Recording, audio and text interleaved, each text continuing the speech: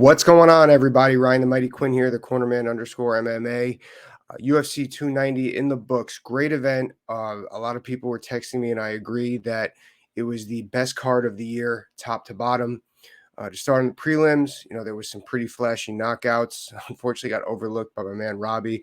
He had a fantastic curtain call, or not curtain call. He had a fantastic last ride. He had that 32-second knockout, I think it was, over Nico Price, and they gave him a nice tribute. Well deserved. Happy for you, my man.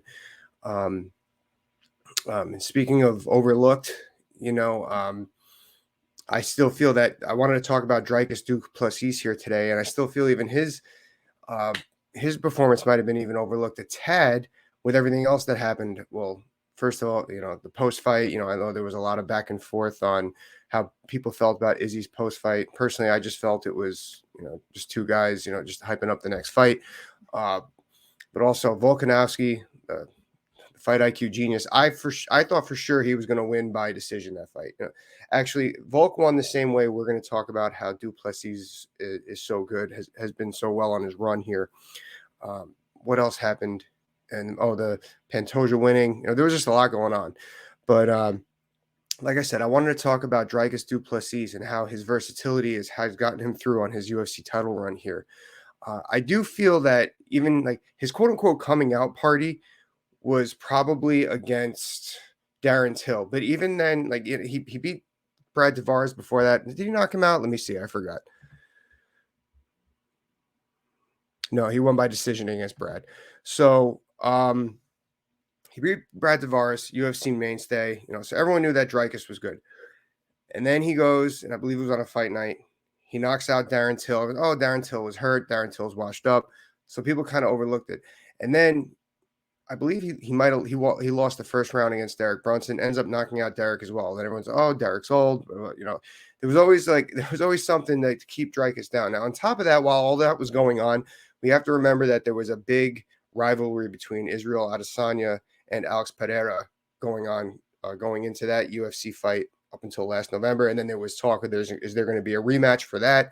So the middleweight division was kind of on the back burner, so to speak, outside of the title fight.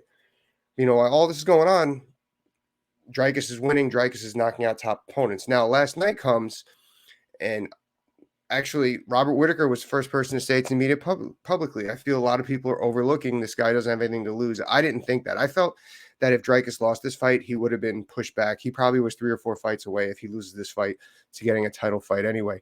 But he said a lot of people are overlooking Dricus. He's dangerous, and he is dangerous.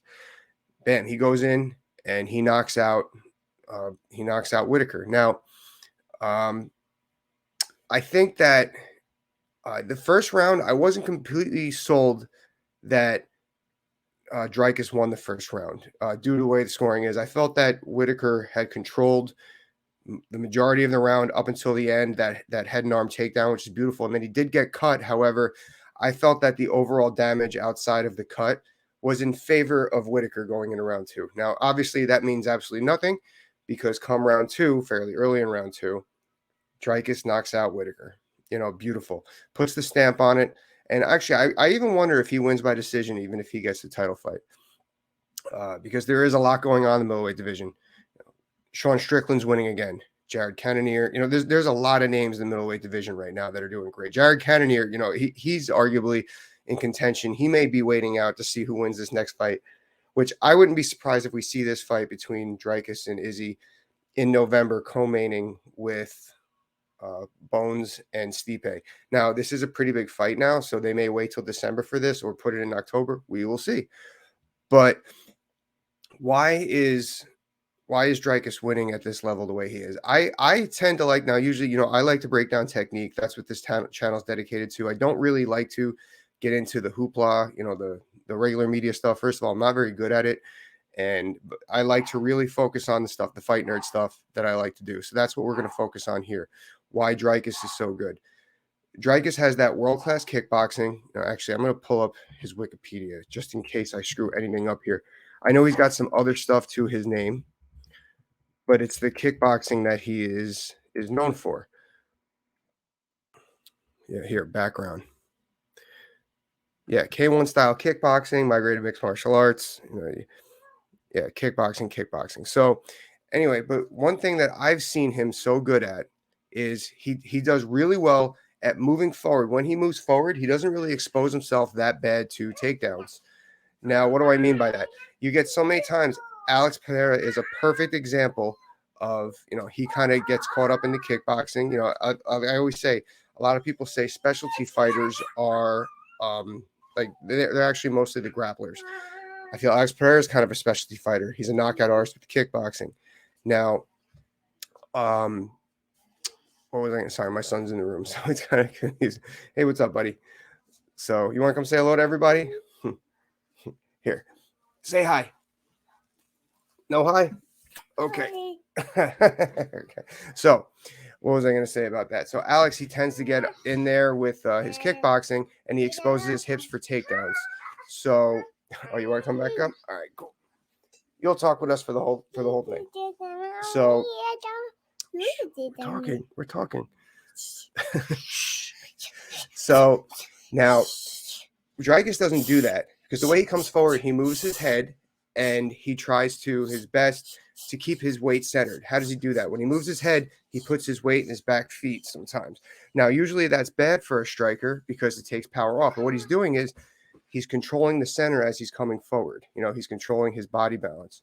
So when he's able to do that, when he gets a fighter against the fence, he's got a great body lock, which he's developed. So this is what I'm talking about with his versatility. He's able to build outside his game. He's able to camouflage his weaknesses, so to speak, with putting another branch to his tree trunk. That's kind of how I look at it. You got your fight style, and then you're able to build off it like this. This is your fight style. This is your trees. This is your branches, your leaves. He's so good at that. He's good with building outside of his foundation. Those body locks against the fence I'm talking about, that head and arm is a good example how he's good at throws. He's developed that. He didn't really go to the body lock there. I got to go back and look. It was a clean front head and arm throw in that first round. But then it keeps a fighter thinking, much like Alex Volkanovski. He's able to go up and down the ladder. I see body shots, which Dricus had a couple of really nice ones in the finish there. And then he's going to takedowns or he's coming up top. So an opponent doesn't know what's going on. Is he going to get me in the clinch? Is he going to get me with bombs up top? It keeps him guessing. And on top of that, he's got really developed ground control. I'm not saying he's got great jiu-jitsu, but he really has developed great ground control to set up shop in half guard and throw some ground and pound. So that's really what I think is what his method to victory is here. What his title run, what it's developed into. It's really a lot of fun to watch. I hope it doesn't get overlooked too much.